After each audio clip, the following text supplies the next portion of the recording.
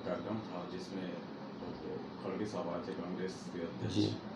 और उन्होंने आरोप लगाया कि बीजेपी झूठी पार्टी है, वो कुछ भी कह सकती है, कभी 400 कहती है, कभी 500 कह देगी, आने वाले दिन में ऐसा ना हो कि 600 कह दें, क्या कहना? देखिए, एक ऐसे लोग जैसे कि कांग्रेस पार्टी की यदि बात करें, जिनके पास ना नियत है, जिनके पास ना नीति है, जिनके पास वैश्विक अर्थव्यवस्था की समझ भी नहीं है, जिनके पास भारतीय अर्थ जगत की ताकत का अंदाज़ा है, उनको बोलने में तो 2 मिनट लगता है, कुछ भी मनगढ़ंत वो बोल देते हैं।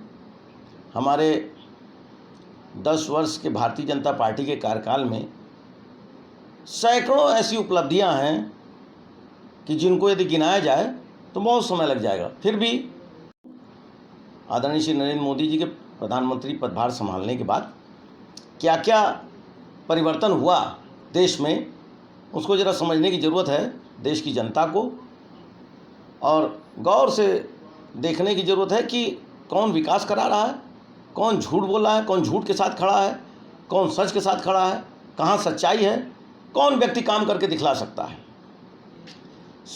वो कहते हैं कि 70 साल जो हम किए हैं उसी को आप बना रहे हैं, जैसे कह लिया जाए कि 14 साल के उसमें आप कुछ नहीं किए, 2014 के बाद वो कहते हैं कुछ नहीं किए। 70 साल तो कहना एक झूठ की बात है। 70 साल कहाँ उन्होंने शासन किया है? उन्होंने बमुश्किल 66 वर्ष शासन किया होगा, जैसे उनको गिनती भी नहीं आती कि उन्होंने कितने वर्ष शासन किया। और उनके उस शासनकाल के दौरान जो नहीं वो कर पाए, और जो कर देना चाहते तो कर लेते, लेकिन वो कर नहीं पाए। अब आप देखिए, 100 साल बाद देश को एक नई संसद मिली, किसके नेतृत्व में? आदरणीय प्रधानमंत्री जी के नेतृत्व में, नरेंद्र मोदी जी के नेतृत्व में। दुनिया की सबसे तेज बढ़ने वाली अर्थव्यवस्था आज कौन है? भारत है। दुनिया का सबसे बड़ा क्रिकेट स्टेडियम कहाँ बना? श्री नरेंद्र मोदी जी स्टेडियम भारत में बना। Statue of unity Sardar Vallabh भाई पटेल कहाँ? भारत में बनी। किसके नेतृत्व में? आदरणीय नरेंद्र मोदी जी के नेतृत्व में। दुनिया के सबसे ऊंचा रेलवे ब्रिज, चिनाब ब्रिज कहाँ बना? भारत में। दुनिया की सबसे लंबी highway tunnel, Shyama Prasad Mukherjee tunnel कहाँ? भारत में बनी। किसके नेतृत्व में? आदरणीय नरेंद्र मोदी जी के नेतृत्व में। दुनिया की सबसे लंबी मोटर वेसल क्रूज शिप चली तो कहाँ? भारत में। और किसके नेतृत्व में? श्री नरेंद्र मोदी जी के नेतृत्व में। दुनिया की सबसे लंबी इलेक्ट्रीफाइड रेलवे टनल बनी कहाँ बनी? भारत में और नरेंद्र मोदी जी के नेतृत्व में। अब आप उपलब्धियाँ गिनते जाइएगा, देखते जाइएगा। दुनिया का सबसे ज़्यादा मोबाइल बनाने वाला दूसरा सबसे बड़ा देश कौन है? भारत को उन्होंने बना दिया। 11 करोड़ शौचालय बनाए, जिस और कभी दिखाई नहीं पड़ता था उन लोगों को। हमारे घर की बहू बेटियां गाँवों में कहीं भी खुले में शौच करने जाती थीं, कितना शर्म का वो विषय था। हमारे आदरणीय प्रधानमंत्री श्री नरेंद्र मोदी जी ने 11 करोड़ शौचालय बनवा करके दिए। कितना बड़ा सम्मान उन्होंने नागरिकों को दिया, विशेष करके महिलाओं को दिया, मातृशक्ति को दिया। समझिए, अब ये कोई कम बड़ी उपलब्धि है। 7 IIT कॉलेज बनवा दिए। पहले कहाँ थे? किसने बनवाए थे? वो चाहते तो बनवा सकते थे, नहीं करवा पाए। 268 नए मेडिकल कॉलेज खुलवा दिए गए। क्या था उनके समय में? बदहाल व्यवस्था। 15 एम्स नए बनवा दिए गए। एक ही एम्स हुआ करता था देश में, 15 नए एम्स बना दिए। GDP डबल होके 3.8 ट्रिलियन पार कर गई। किसके नेतृत्व में? श्री आदरणीय प्रधानमंत्री नरेंद्र मोदी जी के नेतृत्व में। 10वीं अर्थव्यवस्था जो भारत कहलाती थी, सबसे नीचे थी, ऊंचा उठ करके 5वीं सबसे बड़ी अर्थव्यवस्था भारत को उन्होंने बनाया। किसके नेतृत्व में? आदरणीय प्रधानमंत्री श्री नरेंद्र मोदी जी के नेतृत्व में। वर्ष 2024 में जब तीसरी बार उनकी सरकार बनेगी तो शायद वो देश को दूसरे सबसे बड़ी अर्थव्यवस्था भारत देश को बना दें, ऐसा उनका संकल्प है, जिसको कांग्रेस को समझ होनी चाहिए, जो कि वो समझ नहीं पाते हैं। $750 बिलियन के पार एक्सपोर्ट पहुँच गया हमारे देश का। आप समझिए कैसे कुछ किया होगा, कुछ नया लाया होगा, कुछ मेहनत करी होगी, तब तो जाकर के देश इन ऊंचाइयों को छू पाया है। समझिए, 95% गाँवों में बिजली पहुंच गई। कैसे? ऐसे ही मैजिक करके, झूठ बोल करके। इनको तो कहने में 2 मिनट लगता है। अब आप समझ सकते हैं, 4067 किलोमीटर एक्सप्रेस वे, 53,700 किलोमीटर का हाईवे बना दिया।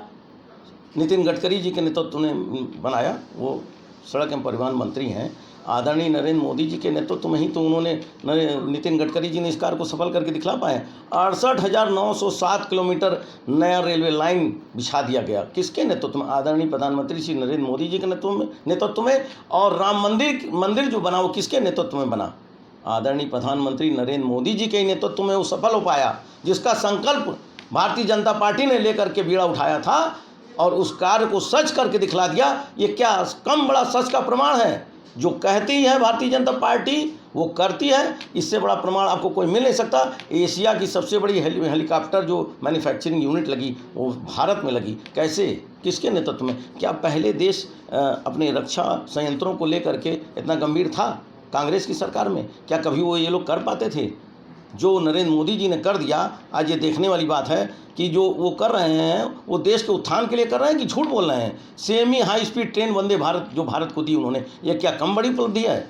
आज जहां आपको पहुंचने में 10 से 20 घंटा लगता है तो वहाँ 4 घंटे पहुंच जा रहे हैं, 2 घंटे पहुंच जा रहे हैं। ये उन्होंने देश के लिए जो करके दिया, ये कोई कम बड़ी उपलब्धि है? एशिया का सबसे बड़ा कन्वेंशन हॉल भारत मंडपम में बना, तो ये क्या कम बड़ी उपलब्धि है? हर चीज़ की ओर तो वो कार्य कर रहे हैं। ये समझिए G20 सबसे सफल समिट जो उन्होंने करके दिखलाया, ये कोई कम बड़ी उपलब्धि थी? अब आप सोचिए, 11 यूनिकॉर्न कंपनियों को बनाया उन्होंने, ठीक है। एशियाई गेम्स जो हुए उसमें सबसे ज़्यादा मेडल ला करके जो इतिहास बनाया वो किसके नेतृत्व में? उन्होंने खिलाड़ियों का जो हौसला बढ़ाया हमारे प्रधानमंत्री जी ने, तभी तो भारत इतने ज़्यादा मेडल ला करके इतिहास आज बना पाया है। क्या उनके कार्यकाल में कभी ऐसा हुआ?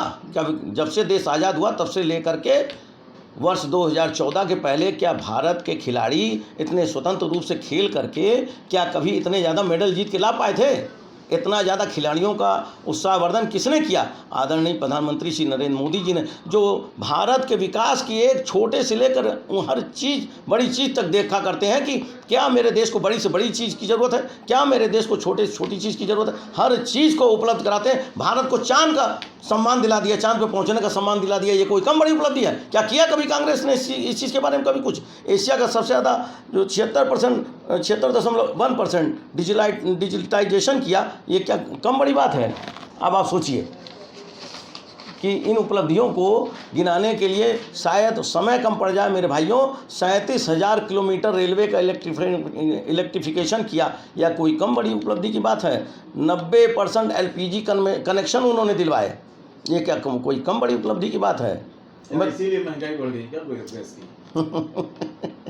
ये तो अब सोचने का नज़रिया है, ठीक है। बस उपलब्धियों में कमी निकालने का एक तरीका, हम उपलब्धियां दे रहे हैं, आप कमियां निकाल रहे हैं। यही फ़र्क होता है काम करके दिखलाने वाले में, एक गाल बजाने वाले में। कांग्रेस पार्टी, समाजवादी पार्टी, बहुत सारी ऐसी पार्टियां हैं जो 26 पार्टियां मिल करके आज भारतीय जनता पार्टी के विपक्ष में खड़ा होकर के सोच रही हैं कि कहीं उनके गाल बजाने से कहीं उनका भला होने वाला, तो ऐसा कुछ होने वाला नहीं है। देश उन्नति की तरफ जा रहा है और तीसरी बार नरेंद्र मोदी जी की सरकार केंद्र में बनेगी वर्ष 2024 में, और देश और आगे की तरफ जाएगा। 6 करोड़ लोगों को मुफ्त इलाज दिलाया नरेंद्र मोदी जी के नेतृत्व में। आपको महंगाई नज़र आती है? 6 करोड़ लोगों को मुफ्त इलाज कराया जा रहा है। अब सोचिए, 3 तलाक कानून को समाप्त कराया उन्होंने। क्या ये महिलाओं के लिए कम सम्मान की बात है? किन किन दुविधाओं, किन किन परेशानियों से, किन दुखों से महिलाएं गुजरा करती थी, उनको 3 तलाक से मुक्ति दिला दी, ठीक है। और देखिए, वही नहीं, बेटी बचाओ बेटी पढ़ाओ अभियान किसने आरंभ कराया? मातृ शक्ति के विषय में सोचने वाला यदि कोई व्यक्ति है तो हमारे एक ही हैं, आदरणीय प्रधानमंत्री श्री नरेंद्र मोदी जी। वही इस देश को सम्मान, मातृशक्ति को दिलाने वाला काम कर रहे हैं, जिनके नेतृत्व में माताओं का, बहनों का, बेटियों का सम्मान बढ़ रहा है। समझे? आपको आए बात या ना आए, ये तो अपने अपने मन से, हृदय से सोचने वाली बात है। सफल मेक इन इंडिया प्रोग्राम उन्होंने कराया, जोजिला टनल उन्होंने बनाई, 4 धाम प्रोजेक्ट उन्होंने चलाया, मुंबई में ट्रांस हार्बर लिंक बनवाया, डेडिकेटेड समझ दिल्ली मुंबई एक्सप्रेस वे बनवाया। ये कोई कम बड़ी उपलब्धि की बात है? किन किन उपलब्धियों को मैं आपको गिना दूँ? इतनी योजनाएँ उन्होंने लाई हैं 10 वर्षों में, क्यों गिनाते गिनाते आप लोग थक जाएंगे, सुन नहीं पाएंगे। मेडिकल कॉलेज दे दिए, डॉक्टर नहीं दिए। देखिए, डॉक्टर अब बेटी पढ़ाओ बेटी बचाओ कहते हैं, अशिक्षा। मैं आपकी पहली बात का जवाब दे रहा हूँ। आपने कहा डॉक्टर नहीं दिए, पहले से देश में डॉक्टर कितने थे? जितने डॉक्टर थे, अब हमारे बच्चे पढ़ के, होनहार विद्यार्थी छात्र पढ़ करके जब आगे आएंगे तो वही तो उसको ज्वाइन करेंगे। कहीं से कोई मैजिक की छड़ी थोड़ी ना कोई चला देगा कि किसी को भी डॉक्टर बता के खड़ा कर दिया जाए। कोई फ्रॉड थोड़ी चला। अरे जो बच्चे हमारे पढ़ेंगे, पढ़ करके शिक्षा पाएंगे, पास होंगे, उनमें तब निखर करके जो बच्चे आएंगे वो डॉक्टर बनेंगे, तब उन कॉलेजों को डॉक्टर भी मिलेंगे। आज भी डॉक्टर वहाँ उपलब्ध हैं, हर व्यवस्था की जा रही है।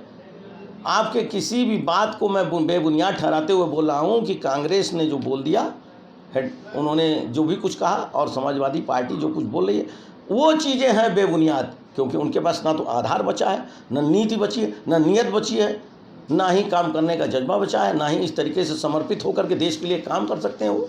आज भी हमारे प्रधानमंत्री श्री नरेंद्र मोदी जी क्या कहते हैं कि मैं जनता का सेवक हूँ। वो जनता में भगवान ढूंढते हैं।